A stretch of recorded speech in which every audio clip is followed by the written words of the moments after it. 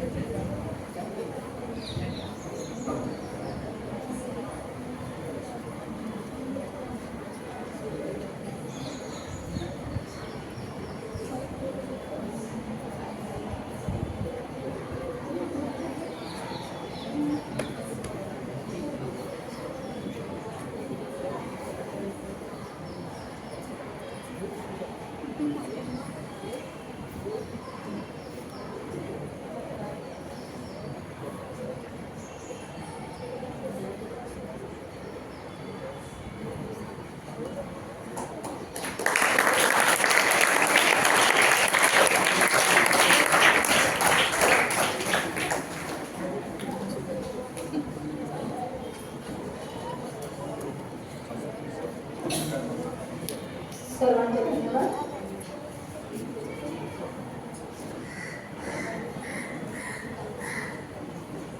आपल्या भारतीय संस्कृतीत कोणताही कार्यक्रम असला की अतिथींचा आगमन हे होतच, आणि आज आपल्याला या कार्यक्रमासाठी अतिथी म्हणून लाभलेले आहेत श्री शरदकुमार एकबोटे सर. त्यांचा अधिक परिचय करून देण्यासाठी मी आमंत्रित करते प्रशालेच्या शिक्षिका सौ सुमित्रा भगत मॅडम.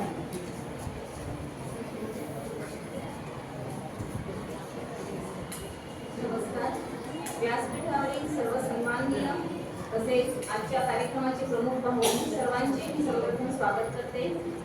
आज अण्णाभाऊ साठे जयंती व लोकमान्य टिळक पुण्यतिथी आहे, तर प्रथम मी या थोर नेत्यांना अभिवादन करते. अत्तर अनेक कपड्यांना सुगंधित करणे मोठी गोष्ट नाही. आयुष्याची खरी मजा तर तेव्हा येते जेव्हा आपले आयुष्य आपल्या कर्तबगारीने सुगंधित होते. आपल्या कर्तृत्ववान कार्यशैलीतून स्वतःसोबतच इतरांचीही जीवन सुगंधित करणारे व्यक्तिमत्व असलेले आजच्या आपल्या कार्यक्रमाच्या पाहुण्यांचा थोडक्यात परिचय करून देण्यासाठी मी आपणासमोर उभी आहे. तर त्यांचे पूर्ण नाव आहे शरदकुमार दत्तात्रय एकबोटे. त्यांचे शिक्षण झालेले आहे MA BEd. विद्यानिकेतन प्रशालेत त्यांनी 38 वर्षे इंग्रजी विषयाच्या अध्यापनाचे कार्य केले आहे. तसेच सुमतीबाई शहा कॉलेजला 2 वर्षे, सोमनी कॉलेजला 2 वर्षे व अश्विनी नर्सिंग कॉलेजला 2 वर्षे अध्यापनाचे कार्य केलेले आहे. स्पोकन इंग्लिश क्लासेसही ते घेतात. तसेच ते उत्कृष्ट नाटककार, कथाकार, समीक्षक, दिग्दर्शनही करतात. बऱ्याच नाट्य स्पर्धेत त्यांनी परीक्षक म्हणून काम केलेले आहे. लमाणी साहित्य पुरस्कार समितीचे ते सदस्य आहेत. तसेच महाराष्ट्र नाट्य परिषदेचे कार्यकारिणी सदस्य ते आहेत. तसा त्यांचा परिचय फार मोठा आहे, परंतु वेळेअभावी मी त्यांचा थोडक्यात परिचय या ठिकाणी करून दिलेला आहे. अशा अष्टपैलू व्यक्तिमत्व असलेल्या पाहुण्यांचा परिचय करून देण्याची संधी मला मिळाली, त्यासाठी धन्यवाद. त्यासाठी संयोजकांना धन्यवाद देते आणि या ठिकाणी थांबते. धन्यवाद मॅडम.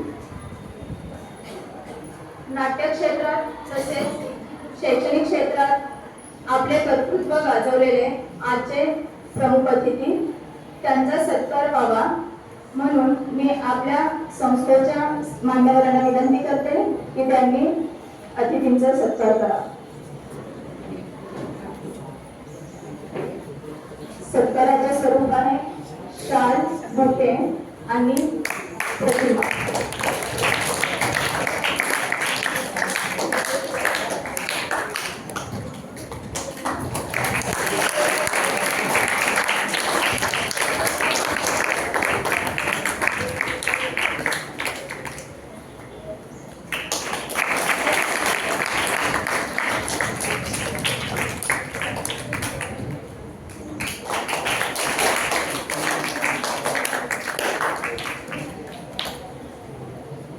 मान्यवरांचे आभार.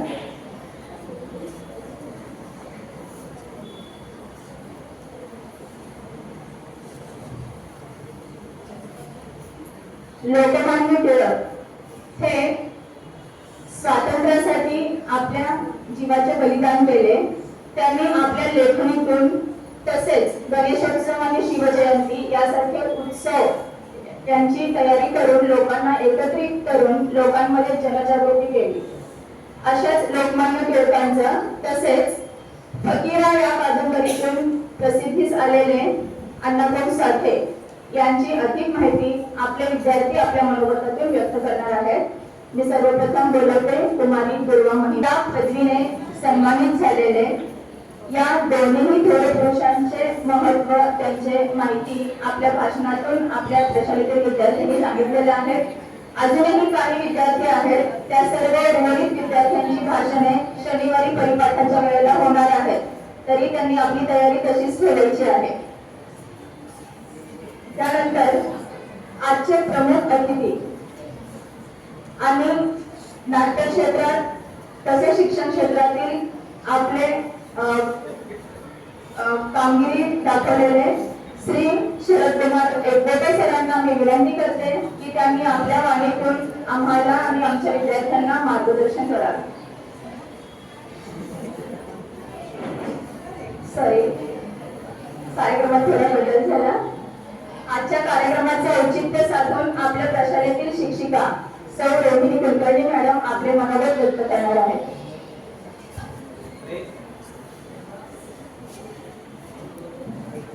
सर्वांना माझा नमस्कार. व्यासपीठावर उपस्थित सर्व मान्यवर, सर्व शिक्षक, विद्यार्थी यांना माझा नमस्कार. आज मी अण्णाभाऊ साठे यांच्याबद्दल थोडक्यात थोडीशी माहिती सांगणार आहे, सगळ्यांनी ऐकायची आहे. लोकशाहीर अण्णाभाऊ साठे यांचा जन्म 1 ऑगस्ट 1920 रोजी सांगली जिल्ह्यात वाळवा तालुक्यात वाटेगाव या गावी झाला. त्यांचे पूर्ण नाव तुकाराम भाऊराव साठे असे होते. त्यांच्या वडिलांचे नाव भाऊराव व आईचे नाव वाडूबाई होते. जगण्यासाठी त्यांना खूप संघर्ष करावा लागला. हे शाळेत शिकले नाही, केवळ 1.5 दिवस ते शाळेमध्ये गेले होते. महाराष्ट्रातील मराठी साहित्याच्या सामाजिक सांस्कृतिक इतिहासातील व ज्ञान चळवळीची सुवर्णाक्षरांनी लिहिले गेलेले नाव म्हणजे साहित्यरत्न अण्णाभाऊ साठे. आपल्या साहित्य सेवेद्वारे मराठी साहित्याचा अवकाश जागतिक पातळीवर नेण्याचे आणि मराठी साहित्याची पताका 1950च्या दशकापासूनच आंतरराष्ट्रीय स्तरावर दिमाखात पडवण्याचे महत्तम राष्ट्रीय योगदान देणाऱ्या अण्णाभाऊ साठे यांच्या 103व्या जयंतीनिमित्त मी त्यांना अभिवादन करते. 35 कादंबऱ्या, 22 कथासंग्रह, 3 नाटक, 1 प्रवास वर्णन, 13 लोकनाट्य, 10 पोवाडे असे एकूण 92 अचंबित करणारे साहित्य विशाल अण्णाभाऊंनी निर्माण केले होते. महाराष्ट्रातील कला, संस्कृती, साहित्य, कामगार चळवळ व संयुक्त महाराष्ट्र चळवळीला बळ देणारे असे अण्णांचे साहित्य ठरले. म्हणूनच या योगदानाची दखल जागतिक स्तरावर देखील घेतली गेली आणि जगभरातील शोषित जनतेशी नाळ जोडणाऱ्या अण्णांच्या साहित्यात रशिया, चीन, जपान आणि कोरिया या देशांबद्दल विस्तृत लेखन आढळते. यामुळेच एकंदरीत अण्णाभाऊंचे साहित्य जणू साहित्य सौंदर्याचे नव मापदंड बनले आहे. अण्णांचे साहित्य भारतीय संत परंपरेतील कबीर, तुकाराम, मीरा यांच्याबरोबर आंतरराष्ट्रीय असामान्य प्रतिभा लाभलेल्या साहित्याबरोबर समजले जातात. अण्णाभाऊ साठे मराठी साहित्याच्या आजपर्यंतच्या इतिहासातील एकमेव असावे ज्यांनी त्यांच्या साहित्याचा वैश्विक प्रवास स्वतःच्या डोळ्यांनी पाहिला. भारतीय साहित्य निर्मात्यांमध्ये मराठी भाषा व मराठी साहित्य यांना कायम प्रतिष्ठा प्राप्त करून देण्याचे मोलाचे कार्य करणाऱ्या नगण्य मराठी लेखकांपैकी अण्णाभाऊ हे एक आहे. मराठी साहित्यकारांच्या मांदियाळीमध्ये मराठीला 1950च्या दशकापासून ते आजपर्यंत 7 समुद्र पार सन्मान मिळवून देणारे साहित्यिक म्हणजे अण्णाभाऊ साठे होते. अशा या 2 नेत्यास माझे अभिवादन. संयोजकांनी मला इथे बोलण्याची संधी दिली त्याबद्दल त्यांचे आभार.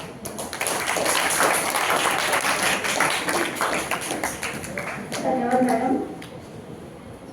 आता ज्यांच्या मार्गदर्शनासाठी, ज्यांच्या मनोगतासाठी आपण उत्सुक आहोत असे आजचे अतिथी श्री एकबोटे सर यांना मी विनंती करते की त्यांनी आम्हाला मार्गदर्शन करावं.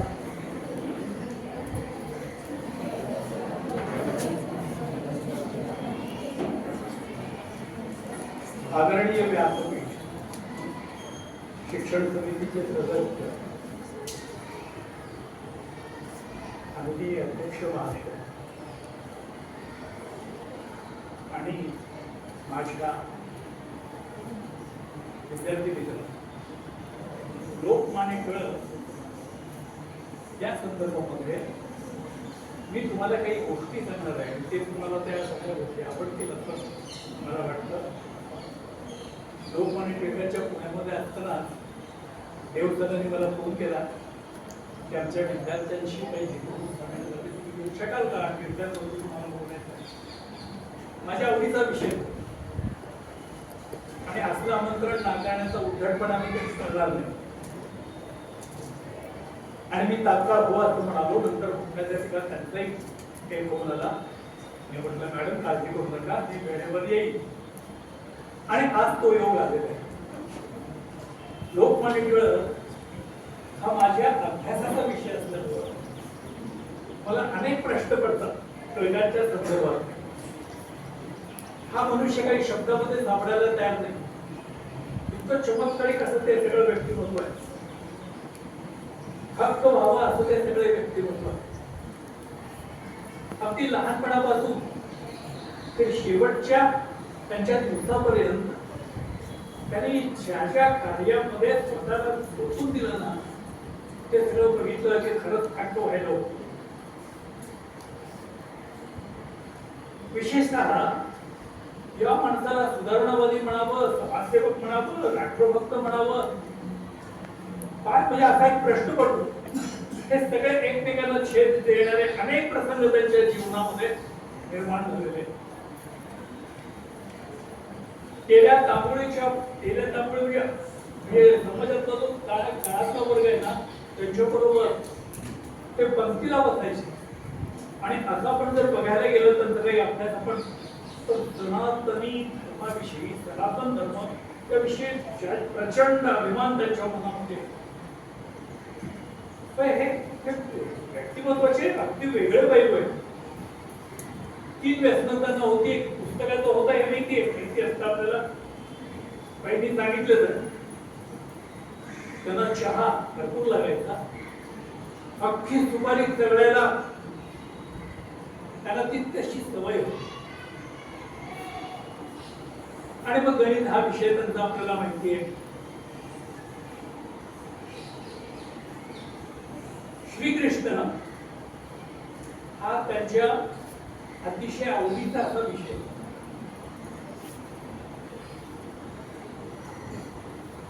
स्वातंत्र्य लढ्यामध्ये त्यांनी प्रत्यक्ष असा भाग घेतला नाही. कधी शस्त्र न धरी गोष्टी सांगेना युक्तीच्या त्या 4 युक्तीच्या गोष्टी स्वातंत्र्य मिळवण्याच्या दृष्टीने काय केलं पाहिजे आपल्याला तरुणांना त्यांनी सांगितले. आता बघा, एक टिळक आणि आगरकर यांच्या संदर्भात एक गोष्ट मी तुम्हाला सांगतो. त्या दोघांमध्ये मतभेद जरूर होते, पण एकमेका वाचून त्यांना चैनी पडत नसायचं. लोकमान्य टिळकावर त्यांच्याच केसरीमधून आगरकरांनी, संपादक होते आगरकरांनी लेखन केलं त्यांच्याबरोबर. आणि टिळकाने देखील सडेतोड युक्तिवाद केला समाजासमोर सभेमध्ये. आगरकरांचं म्हणणं असं होतं, ते समाज सुधारकच होते. समाजाला आपण काहीतरी शिक्षण देऊया, त्याला तयार करूया, त्याशिवाय स्वातंत्र्य त्यांना झेपणार नाही. एकदम स्वातंत्र्य जर आपल्याला मिळालं तर राज्य कसं चालवायचं हे आपल्याला कळणार नाही आणि सगळ्या देशामध्ये गोंधळ उडून जाईल. म्हणून आपण समाजाला तयार करू, राष्ट्रावर प्रेम करावं, देश कसं चालवायचा, काय करावं लागतं, सैन्याबद्दल त्यांचे काही वेगळे विचार आणि मतं होती, हे सगळं होतं. पण टिळक म्हणायचे पहिल्यांदा स्वातंत्र्य मिळू दे, मग आपल्याला समाज घडवता येतं. या दोघांमध्ये असं मतभेद होते. आणि हे मतभेद छोट्या छोट्या प्रसंगातून सगळ्या समाजाच्या असं लक्षात यायचं. आणि हे दोन महापुरुष समाजाच्या कौतुकाचाच विषय होता. देशमुख त्यांनी स्थापन केलेलं माहिती आहे, केळकर वगैरे होते त्याच्यामध्ये, आकर्डे होते त्याच्यामध्ये, केळकर फार मोठे साहित्यिक होते. सोलापुरातल्या साहित्य संमेलनाचे ते अध्यक्ष होते आणि त्यावेळेला टिळक प्रमुख होते इथे सोलापुरामध्ये. तर झालं असं, डेक्कन कॉलेजमध्ये आगरकर गणित शिकवायचे. छोटी सुट्टी झालेली होती. आगरकरांना भेटण्यासाठी एक पालक आलेले होते. त्यामुळं काय झाली, वेळ झाली. आगरकरांचा वर्गावर तास होता. मेल होण्याच्या अगोदर शिक्षक वर्गाच्या दारामध्ये हजर पाहिजे, एक कुठली शिस्त होती. पण एक पालक भेटायला आले होते आणि त्यांच्या शिक्षेचं समाधान करताना त्यांना थोडा वेळ झाला आणि वेळ झाली. घाईघाईने स्टाफरूम मधून डस्टर घेऊन जायला ते विसरले आणि ते वर्गावर गेले आणि मुलांना त्यांनी गणिताचं एक उदाहरण सांगितलं. ते तोंडी फळ्यावर काही लिहिणं शक्य नव्हतं. हातात खडू नाहीये आणि फळा पुण्याला डस्टर नाहीये. तोंडी सांगितलं. काही मुलांनी ते सोडवलं वगैरे, या सगळ्या गोष्टी झाल्या. अशा वेळेला प्राचार्य म्हणून काम पाहणारे लोकमान्य टिळक राऊंड घेत होते.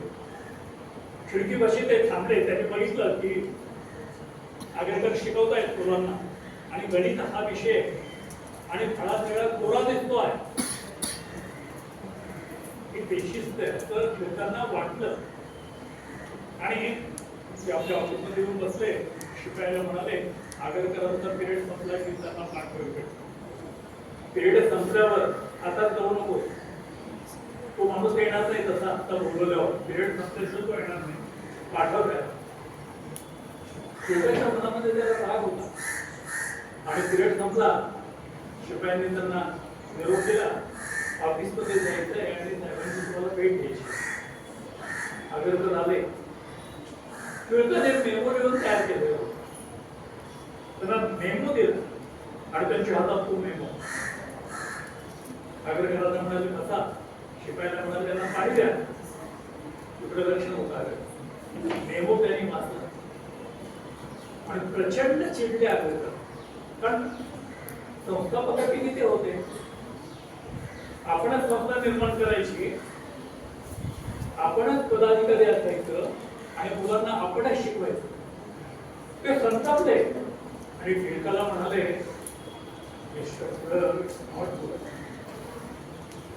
टिळकाने बघितलं त्यांच्याकडे. हे म्हणाले, तुम्ही वर्गावर डस्टर घेऊन गेला नाही. सगळ्यात मुलांना ते समजेल असं नाही, फळ्यावर लिहिलं पाहिजे, मग स्पष्टीकरण केलं पाहिजे, मग वर्गातल्या कच्च्या असणाऱ्या शेवटच्या विद्यार्थ्यांचं ते लक्षात येणार आहे.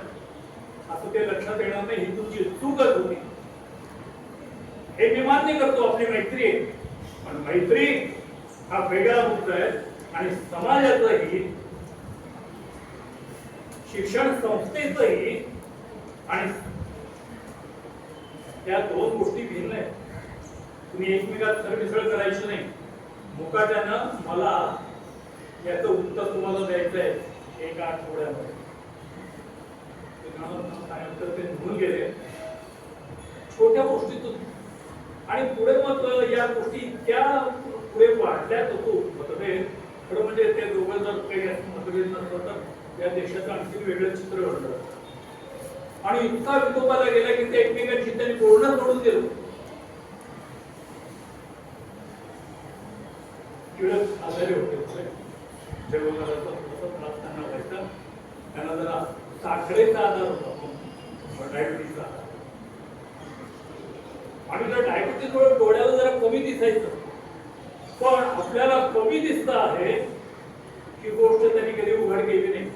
उलट त्यांचा मुलगा श्रीधर पंत, त्याला चष्मा लागला, ते रागवले. म्हणाले, या तरुण वयात तुम्हाला चष्मा लागतो, काही लाजा वाटतात का तुम्हाला?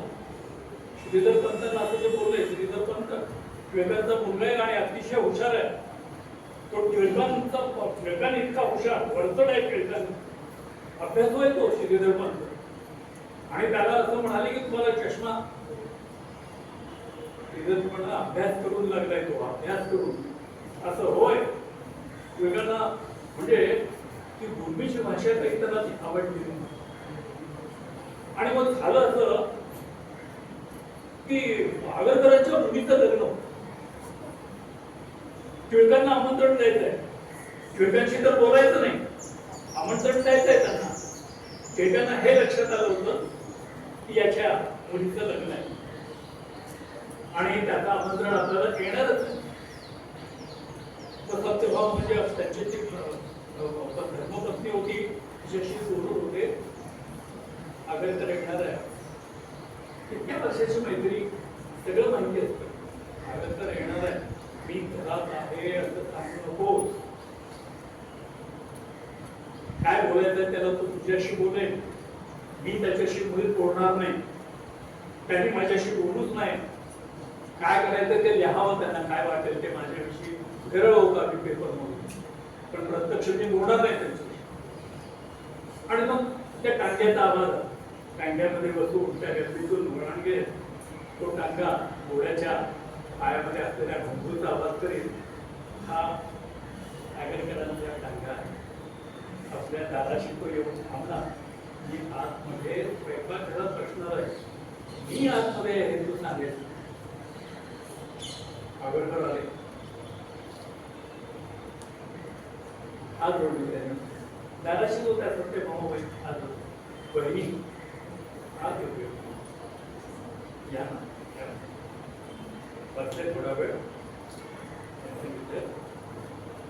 लग्न आहे, तुम्हाला यायलाच पाहिजे.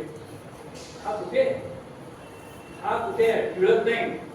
बळवंतराव कुठे येत नाही. त्यांचं नाव केशव होतं टिळकांचं. आणि बळवंत म्हटल्यानंतर बळवंतराव झालं. बाळ गंगाधर टिळक असं. अण्णाभाऊ साठेचं नाव होतं. अण्णाभाऊ नाव नाही ते, भाऊ हे त्यांच्या वडिलांचं नाव आहे. अण्णा वेगळं आणि भाऊ वेगळं, त्यांचे वडील. तसं तो कुठे आहे आता. एक तर काय, त्या काळात एक नीतिमत्त होती, खोटं बोलताही येत नाही आणि खरंही सांगता येत नाही. टिळकांनी सांगितलं मी आज मध्ये आहे हे सांगायचं नाही.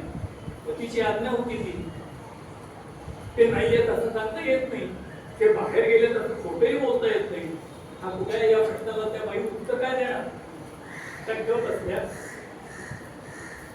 मग आगरकर म्हणाले, काही नाही म्हणाले, त्याला घेऊन यायचंय, तुमच्यात मुलीचं लग्न असतं काय आणि आमंत्रण देण्यासाठी मी आलो. ही सुपारी सांगू आणि त्याला घेऊन यायचंय. जेवण केल्याशिवाय जायचं नाही. आतून टिळक दाढ मुक्त आहे. आम्हाला परान्न वर्ज्य आहे, परक्याचं अन्न आम्हाला वर्ज्य आहे. आता टिळक्या वाघासारखं हे लक्षात आलं आगरकरांच्या.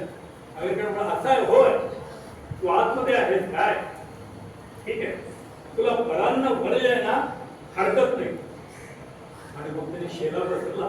ते म्हणाले, वहिनी थोडे तांदूळ द्या, बसावर तांदूळ द्या, त्या तांदळाचा भात शिजवीन आणि याला खायला घालतील. म्हणजे त्याला ते परान्न वाटणार नाही, परक्याचं अन्न वाटणार नाही त्याला. मैत्री काय बघा ना. आणि शत्रुत्व देखील काय, असं शत्रुत्व शाहू महाराज यांच्या विषयी सुद्धा. काही महाराज प्रकरण हे सगळं वेगळं आहे. मुलांना काही इतक्या अवघड गोष्टी सांगायला नको आहे. ते दत्तक प्रकरण फार गाजलेलं होतं. त्याच्यामुळे शाहू महाराज आणि चिरोलीचं प्रकरण जो काय होता ब्रिटिश इंग्लिश, त्या दोघांनी मिळून टिळकाची हालत केलेलं आहे थोडं सांगायचं. पण म्हणजे आता ते शाहू महाराजांचं हे प्रकरण आणि वेगवेगळ्या गोष्टी अशा आठवत आहेत. आणखीन एक असं आठवतं मला बघा, ब्राह्मणांनी टिळकावर बहिष्कार टाकला. हे फॉरेनला म्हणजे समुद्राच्या पलीकडे जाऊन आलेले आहेत, समुद्र ओलांडून वगैरे असं. त्यावेळेला ते काय, ते फार चमत्कारी कल्पना होत्या. तुम्ही समुद्र ओलांडला की धर्म म्हणतो, कांदा खाल्ला की खाल्ला झालं, धर्म खायचं नाही, ते आपलं काहीतरी या सगळ्या गोष्टी होत्या. आपला फार विचार झाला अशा या काही अतिरेकी मतांचं.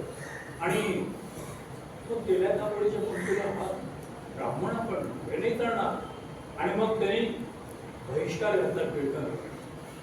पाणीदारपणाला टिळकांनी त्यांना तो बहिष्कार स्वीकारला होता काही काळ, पण टिळकांची आपली चूक लक्षात आली आणि पुढे फार आपली अडचण होणार आहे हे त्यांच्या लक्षात आलं. ब्राह्मणांच्या कुठल्याही कार्यक्रमाला ब्राह्मणांनी टिळकांना आमंत्रण द्यायचं नाही, आणि टिळकांनी आमंत्रण दिलं तर जे स्वतःला ब्राह्मण समजतात टिळकांच्या घरची पायरी चढायची नाही, जायचं नाही, बहिष्कार असतो बहिष्कार. पण मग टिळकांनी प्रायश्चित्त घ्यायचं ठरवलं. बघा म्हणजे माझ्या मनात किती चमत्कारिक तुम्हाला मी सुरुवातीला सांगितलं की हा माणूस त्या शब्दात वापरत नाही. प्रायश्चित्त, प्रायश्चित्त कोण देतो? माझं चुकलं, मला क्षमा करा, ही भावना त्याच्यामध्ये. पण आपलं चुकलं, आपल्याला क्षमा करा, हे टिळकांच्या हातून होत नव्हतं, म्हणणं होत नव्हतं. कुणासमोर ते चुकायचं नव्हतं त्यांना. तो प्रायश्चित्त घ्यायचं ठरवलं काय त्यांनी, आणि मग ते प्रायश्चित्त त्यांनी घेतलं. तुम्ही घरून जावं लागतं वगैरे, ते कुठला वगैरे बाजूला ठेवून प्रायश्चित्त घेतलं. प्रायश्चित्त घेतल्याबरोबर ही संधी त्यांचा मुलगा श्रीधर पंत, त्याच्या मुलाला ती संधी मिळाली. आणि श्रीधर पंतांनी भालाकर खोपटकरांच्या भाला या पेपरमध्ये टिळकांच्या विरुद्ध लेख लिहिला. आज महाराष्ट्राच्या बुद्धीचे दिवाळे वाजले आणि सगळ्या देशात खळबळ माजली. टिळकांचा मुलगा टिळकांच्या विरोधात सडेतोडपणानं त्यांनी तो लेख लिहिलेला आहे. आणि मग त्यांनी सांगितलं की महाराष्ट्र आमच्या पिताश्रींना बुद्धिमान समजतो, त्यांच्या बुद्धी वैभवाचा आम्ही महाराष्ट्रीयन अभिमान मिरवतो. पण दोन्ही हात जोडून त्यांनी आपलं चुकलं हे मान्य केलं आहे, त्यांनी प्रायश्चित्त घेतलं आहे. की इतका बुद्धिमत्ता, त्यांनी संघर्ष करायला पाहिजे होता, तो पिंडायला त्यांचा, त्यांनी माफी मागायला नको होती. पण त्यांनी माफी माग आणि बऱ्याचशा गोष्टी बाकीच्या लिहिल्या. केल्या त्यामुळेच्या पंक्तीला बसलं, त्याच्यामध्ये काही चूक होती का, मग ते असं जर काही होतं तर मग त्यांनी ते करायला नको होतं, देखावा वेगळा होता, वागणं वेगळं होतं, घरातलं वागणं वेगळं, हे बऱ्याचशा गोष्टी बरेचसे मुद्दे लिहिले. वागलं सुद्धा वागण्यासारखं आहे. आणि तो अगदी पेपर तो प्रसिद्ध झाल्यावर एक अशी खळबळ माजली. आणि घरातलं वातावरण जे होतं ना ते तापलेलं, एक असं टेन्शन म्हणजे ताण तणाव सगळ्या घरामध्ये. संध्याकाळच्या वेळेला सगळे एकत्र बसून जेवण करायचं, ही त्यांच्या घरची पद्धती होती टिळकांची. सगळ्यांनी एकत्र यायचं आणि जेवण करायचं. त्यांचे ते 3 भाऊ असायचे, त्यांची 2 मुलं असायची, त्यांची पुन्हा आणखी मुलं असायची, असं सगळ्यांनी मिळून जेवण करायचं आहे. पंक्तीला एकत्र बसायचं आहे सगळ्यांनी मिळून. आणि मग अशी पंगत झाली, शांत, कुणी काही बोलत नव्हतं. श्रीधर आदिमान घालून जेवण करत होते. अजूनमधून टिळकांकडे बघायचे. टिळक शांत, टिळकांच्या चेहऱ्यावर काहीही नाही. एवढा मोठा त्यांच्या विरोधातला लेख त्यांचा मुलगा खाला पेपरमध्ये लिहितो, पण टिळक खरं संतापून श्रीधर पंतांना फाट बोललं पाहिजे, एक थोडी ठेवून दिली पाहिजे, काहीतरी झालं पाहिजे ना. पण ते काही झालं नाही. टिळकांच्या चेहऱ्यावरची रेषा पण आलत नाही. श्रीधर पंत अस्वस्थ झाले, त्यांनीच लिहिलं, हेच अस्वस्थ झाले. त्यांना असं वाटलं की वडिलांनी रागवावं थोडं आपल्याला, म्हणजे या दानातून आपल्याला बाहेर येता येईल. पण नाही,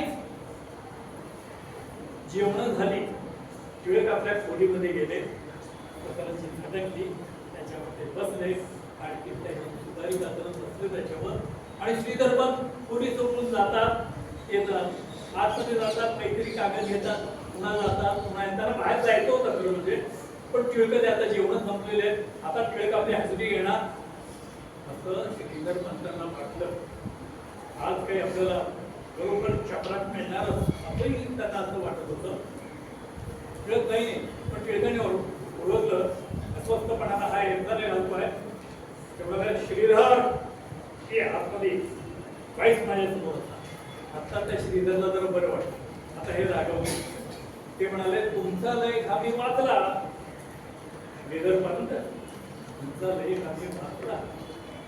तुमच्याविषयी आम्हाला अभिमानच वाटतो.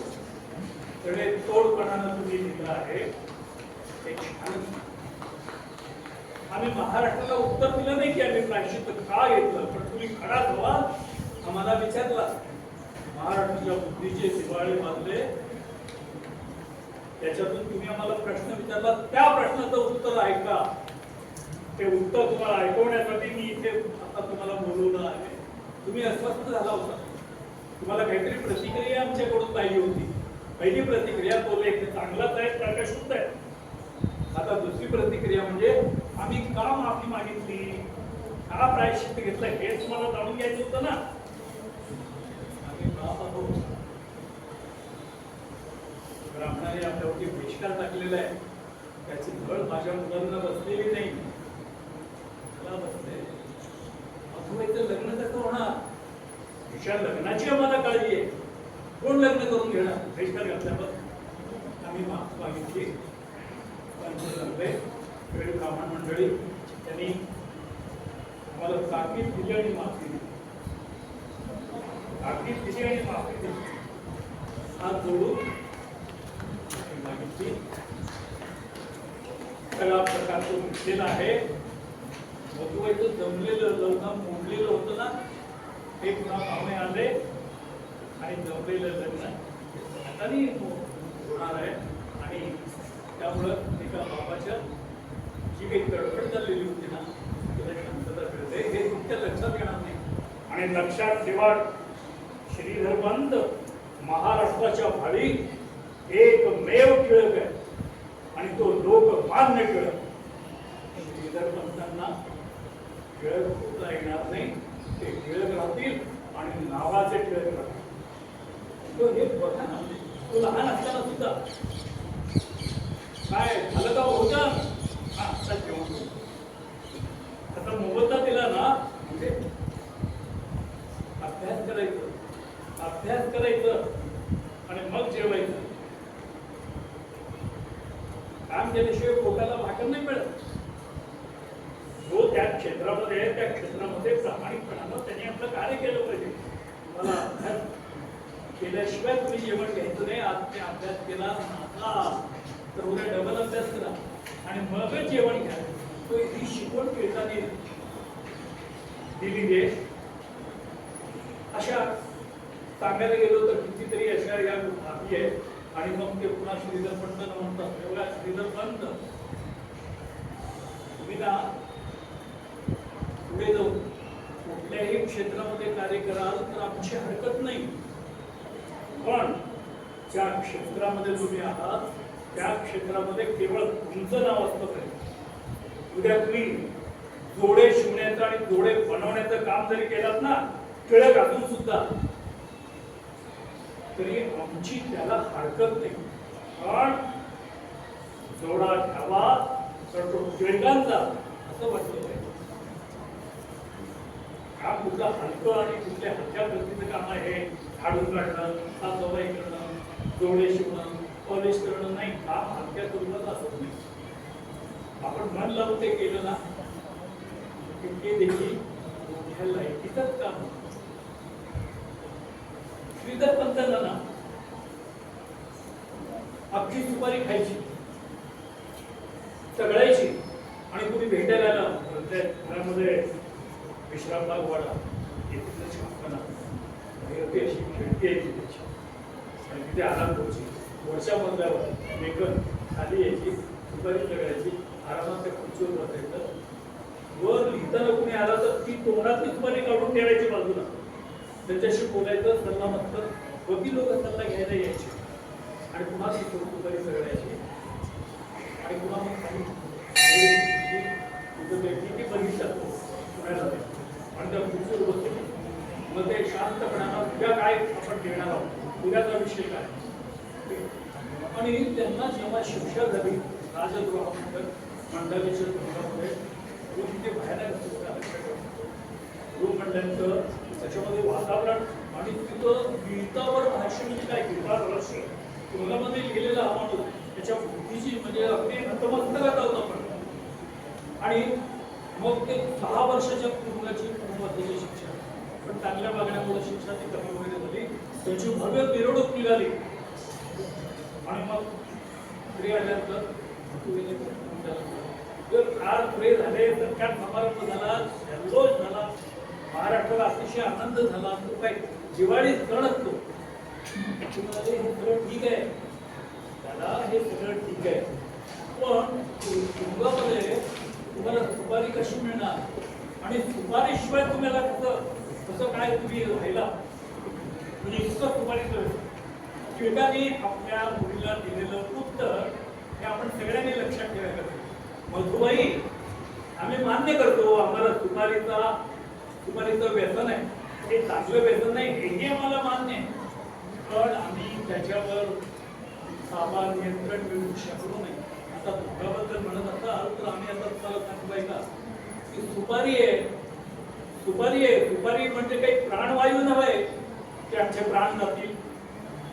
जो सुलेमान नावाचा जो काही हिरक होता त्यांनी कागदात बांधून सुपारी दिली होती आणि मग तो मला म्हणाला होता माझ्या लक्षात आलं ना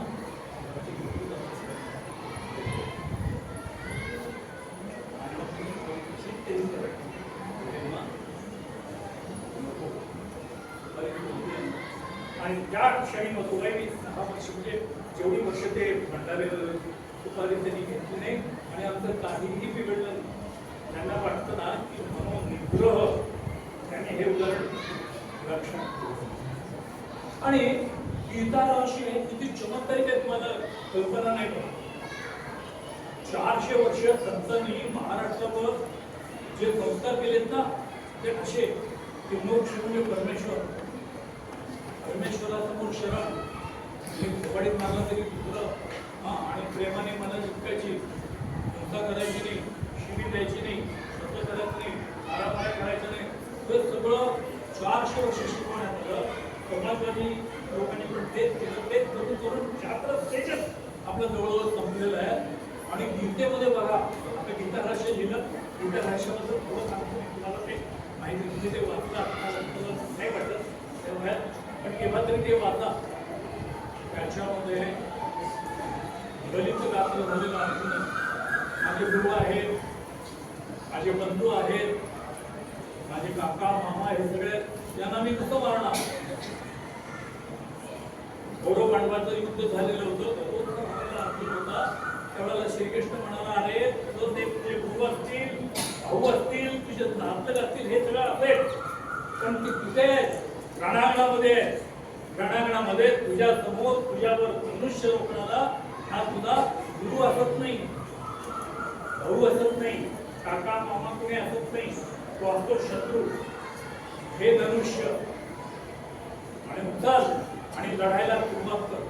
नको मी लढाई करणार नाही, त्यांना मला रक्त वांछित, गांधी नको, राज्य नको, वेळ की काय. आणि मग अर्जुनाला श्रीकृष्णाने आणि सांगितलं, बघ सगळे देव, हनुमान बघ आता गदा आहे, श्रीकृष्ण बघ आता चक्र आहे, श्रीराम बघ आता धनुष्यबाण आहे.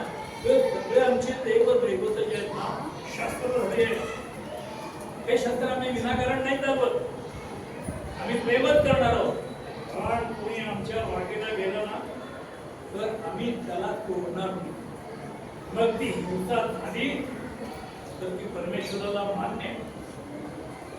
हे सगळं असं शास्त्रात यायची त्या गीता रहते, गीतेचं रहते, त्याच्यातून लोकमान्यांनी पुन्हा सांगण्याचा प्रयत्न केलेला.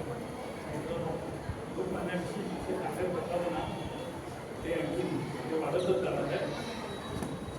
अण्णाभाऊ साठे त्यांच्या पण फकीरा नावाची कादंबरी मी जमेला वाचली होती आणि अण्णाभाऊ साठेंनी आंबेडकर नाकारायला मार्क्स स्वीकारलेलं आहे अण्णाभाऊ साठे. कामगारांसाठी त्यांनी आपलं पाठीला दिलेलं. त्यांचं लेखन माणसासाठी होतं, श्रेणीकांसाठी होत होते. त्यामुळं लाल बचत संघाची त्यांनी स्थापना केली होती आणि त्या माध्यमातून त्यांनी समाज प्रबोधन केलेलं आहे. आणि ते शाहीर होते, काव्य त्यांनी लिहिलं.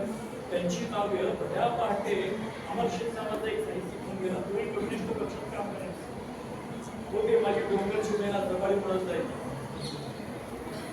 माझ्या जीवाची होती काही डोंगर शिमेला म्हणजे आता पहिली सांगितलं संयुक्त महाराष्ट्राची जी चळवळ होती ना, मुंबई महाराष्ट्रात राहणारा मुंबई इलाका जाणार वगैरे त्याच्यावर आधारलेली आहे. त्या अनेकांना ते माहिती नाही. आणि मग ते सगळं परमेश्वर वगैरे त्यांनी नाकारला. कम्युनिस्ट माणसं मानतच नाही.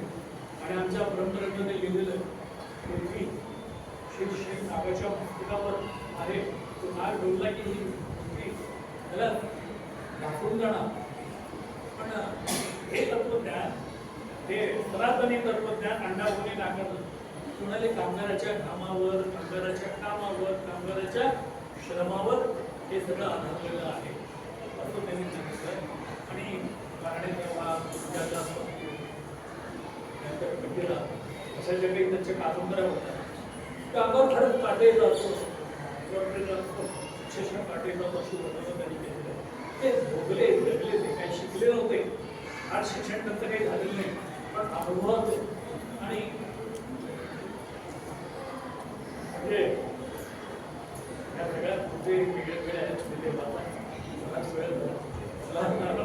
45 मिनिटं इतकीच मला ते दिली होती. 45 मिनिटापेक्षा अधिक वेळ घ्यायचं नाही. आणि या वयामध्ये तुम्हाला कंटाळा येणारच ना. कितीच मी हे ऐकत म्हणतात तुमच्या सर्वांशी मित्रांनो सांगतो.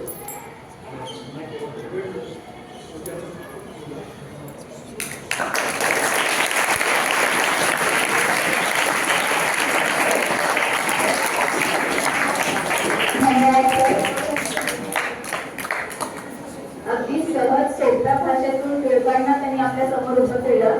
टिळक हे केवळ थोर स्वातंत्र्य सेनानीच नव्हते, तर एक कर्तव्यनिष्ठ पिता सुद्धा होते. आणि त्यांनी आपल्या मुलांना अगदी जहाल भाषेतच त्यांचे सगळे नियम किंवा सवयी लावलेले आहेत. आणि एखाद्या गोष्टीची सवय असेल तर ती व्यक्ती त्या सवयीला सोडून राहू शकत नाही. आपण आता सध्या बघतोय.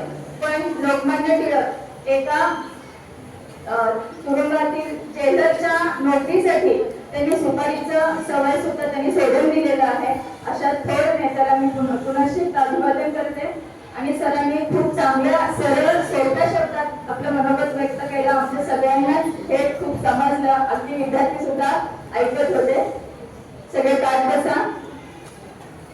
आता आपल्या संस्थेचे ज्येष्ठ सदस्य श्री दाते सरांना मी विनंती करते की त्यांनी आपल्या संवादातून आम्हाला मार्गदर्शन करावं.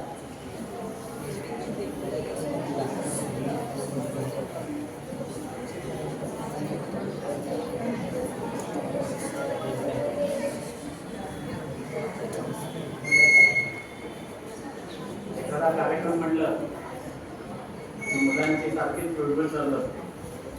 पण आज मी बघत होतो सगळी मुलं शांतपणे अतिशय लक्षपूर्वक ऐकत होतो. आपणास आपल्या प्रमुख माणूंचा परिचय ऐकलेला आहे. त्याच्यामध्ये ते नाट्य समीक्षक, नाट्य दिग्दर्शक, साहित्य हे या सगळ्या गोष्टी त्यांच्या भाषणातून जाणवत होते. साभिनय त्यांनी आपल्या सगळं या ठिकाणी भाषण केलं आणि त्यामुळे मला वाटतं तुम्ही सुद्धा सगळे एकाग्र होऊन त्यांचं भाषण ऐकत होता. खूप चांगल्या नवीन गोष्टी आज मला ऐकायला मिळाल्या. त्याचं बहुतेक वेळेला काय असतं मी मुलांच्याकडे पण ऐकायला मिळालं. नाहीतर आमच्या वेळेस शाळेमध्ये एक गोष्ट ठरलेली, मी शेंगा खाल्ल्याने मी गडबडत जाणार. त्यांचा जो एक बाणा होता तो बाणा सांगण्याची जी गोष्ट प्रत्येक जण विद्यार्थी समोर येऊन काय सांगणार तेवढी एक गोष्ट सांगणार. कारण आपल्या शाळेच्या विद्यार्थ्यांनी पण थोडेसे वेगळे मुद्दे त्यांनी सांगितले. शरद कुमार सरांनी तर खूपच चांगले म्हणजे आम्ही सुद्धा ते मुद्दे पहिल्यांदा ऐकलेले आहेत. इतक्या छान पद्धतीने त्यांनी सांगितलं. तसाच एक वेगळं नवीन एक मुद्दा मी या ठिकाणी आपल्याला सांगणार आहे आणि तेवढंच बोलणार आहे कारण बराच वेळ झालेला आहे. आपल्याला असं माहित आहे की टिळकांची एक स्वातंत्र्य मंत्राची घोषणा आहे, स्वराज्य हा माझा जन्मसिद्ध हक्क आहे आणि तो मी मिळवणार. बरोबर ना? बरोबर आहे का? तर तो चूक आहे. कारण कोर्टामध्ये टिळकांनी हे त्यांचं म्हणणं होतं ते इंग्रजीतनं त्यांनी ते म्हणणं सांगितलेलं होतं आणि त्याचं पुढे भाषांतर करताना ती चूक झालेली आहे. स्वराज्य माझा जन्मसिद्ध हक्क आहे आणि तो मी मिळवणारच. जर हक्क आहे तर तो आपल्याला मिळवायचा नाहीये. काय मिळवायचं आहे? तर स्वराज्य मिळवायचं आहे आणि म्हणून स्वराज्य माझा जन्मसिद्ध हक्क आहे आणि ते मी मिळवणारच असं त्याचं भाषांतर व्हायला पाहिजे होतं. परंतु आज वर्षानुवर्ष आपण या पद्धतीने बोलतो. मला वाटतं की हाही बदल आपल्या भाषणामध्ये आपण पुढच्या काळामध्ये विद्यार्थ्यांनी पण करावा, वक्त्यांनी पण करावा. कारण शेवटी जे चूक झालेली आहे ती दुरुस्त करणं हे तर खरं शिक्षकांचं काम असतं. आणि त्या ठिकाणी आज लोकमान्य टिळक पुण्यतिथी आणि अण्णाभाऊ साठे यांची जयंती या निमित्ताने मला त्या ठिकाणी बोलण्याची संधी दिली त्याबद्दल धन्यवाद.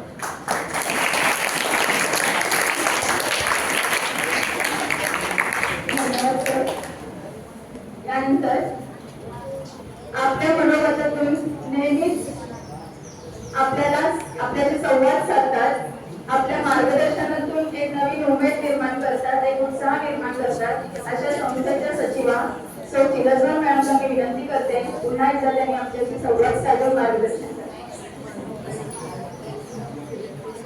जास्त नाही बोलत आज सन्माननीय व्यासपीठ. आज मी तुमचं कौतुक करणार आहे. आज खरंच तुम्ही खूप छान बसतात, सगळेजण शांत होतात आणि सगळ्यांनी इतकं लक्षपूर्वक ऐकलेलं आहे. एकदम चुळबुळ सुरू होती पण आज खरंच तुम्ही सगळ्यांनी खूप छान केलं. आज मी सकाळी पण एका शाळेमध्ये प्रमुख पाहुणे गेले होते. 15 मुलांनी शेंगांचीच गोष्ट सांगितली होती. मला नंतर इतका कंटाळा यायला लागला की म्हणजे घरी आल्यानंतर फक्त शेंगांकडे पाहायला मला इतकी ती दिवसभरामध्ये शेंगाची गोष्ट सारखी घुमत होती. पण मला असं वाटलं की अण्णाभाऊ साठ्यांबद्दल मुलं थोडं कमी वाचताय तर आपल्या लायब्ररीमध्ये सरांना भेटून तुम्ही ती पुस्तकं मागायची आहेत अण्णाभाऊ साठेंची. त्यांचं लेखन खूप छान आहे. टिळकांच्या बद्दल तर आपल्याला बऱ्याच जणांना माहिती आहे पण अण्णाभाऊ साठेंची फकीरा कादंबरी जी आहे ती खूप सुंदर आहे. त्याचे छोटे छोटे भाग आता निघत आहेत. तुम्हाला गुगलवरती वगैरे सुद्धा फकीरा असं टाकलं तर काही पॅरेग्राफ तुम्हाला त्याच्यातून मिळतील. आणि दुसरी एक तुम्हाला आणि शिक्षकांना मी विनंती करेन की आता श्रावण महिना सुरू होतो. आपलं वाचन वाढवायचं असेल आणि हिंदू संस्कृतीबद्दल जर आपल्याला थोडंसं जाणून घ्यायचं असेल ना तर वर्गातून एक कहाणी संग्रहामधली एक कहाणी रोज वाचायला द्या मुलांना. त्यांना हळूहळू सोमवारी का सोमवार साजरा केला जातो, मंगळवार, त्यानंतर दिवशीची पूजा का केली जाते, दिव्यांची अमावस्या का केली जाते, अंधश्रद्धा नाही केली किंवा मी कुठल्याही संस्कृतीबद्दल सांगत नाही पण वर्षानुवर्ष ज्या कथा आपल्या बरोबर आलेल्या आहेत त्या कथांची माहिती विद्यार्थ्यांना झाली पाहिजे. आणि श्रावण हा महिना एक आपण पवित्र म्हणून मानतो. सगळीकडे सोमवार साजरे केले जातात. शुक्रवारी शाळा पण आमच्या वेळेला उशिरा भरायची, उशिरा सुटायची. या वेळेला आपल्याकडे महालक्ष्मी असतात, गणपती साजरे केले जातात. श्रावण भाद्रपद हे दोन्ही महिने जे आहेत हे महिने आपल्याला माहीत झाले पाहिजे म्हणून आपण शाळेमध्ये त्या निमित्तानं मुलांचं वाचनही सुधारेल. वर्गामध्ये तुमच्या वेळेप्रमाणे घ्या. अर्थात एखादा ऑफ तास असेल, बुलेटिन असेल, मुलांना काय द्यायचं वाचायला असं जर वाटत असेल तर कहाणी संग्रह जर आपल्याकडे नसेल 100-150 रुपयाला तो कहाणी संग्रह विकत मिळतो. त्यातल्या छोट्या छोट्या 2-3 मिनिटाच्या कहाण्या ज्या आहेत त्यामध्ये सफल, संपूर्ण, उत्तरोत्तर हे शब्द सुद्धा जे आहेत ना ते खूप महत्वाचे.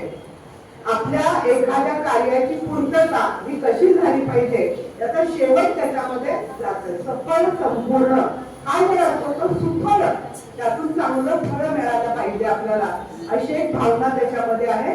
तर पुन्हा एकदा तुमच्या सगळ्यांचं खूप खूप कौतुक. तुमच्यासाठी आज टाळ्या वाजवा सगळेजण.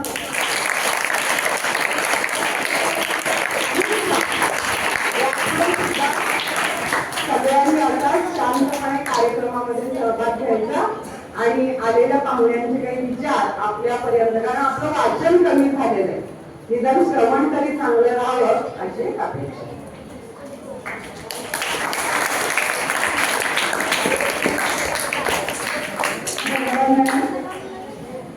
आता कार्यक्रमाचा शेवटचा टप्पा तो म्हणजे आभार. आणि त्या शाळेचे पर्यवेक्षक श्री राठोड सरांना मी विनंती करते की त्यांनी उपस्थितांचे आभार मानावे.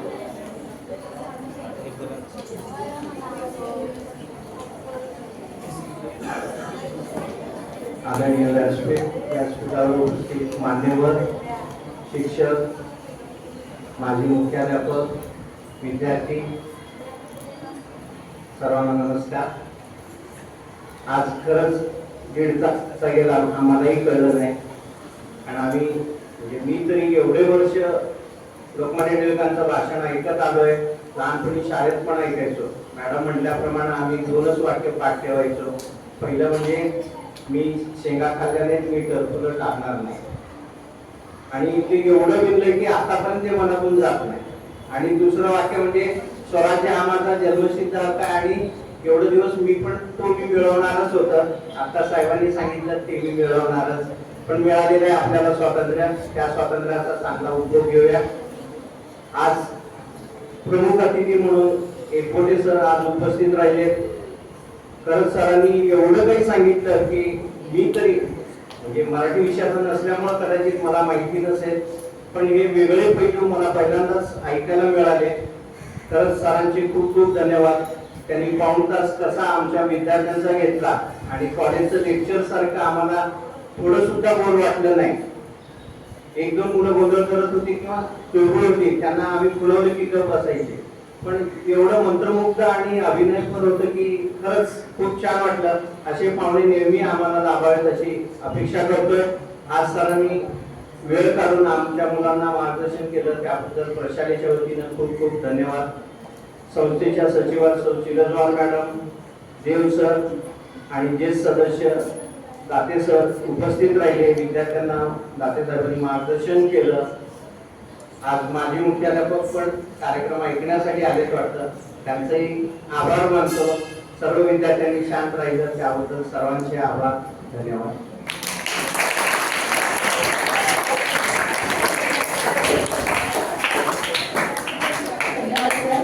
आधी पाहुणे जाते मग विद्यार्थ्यांना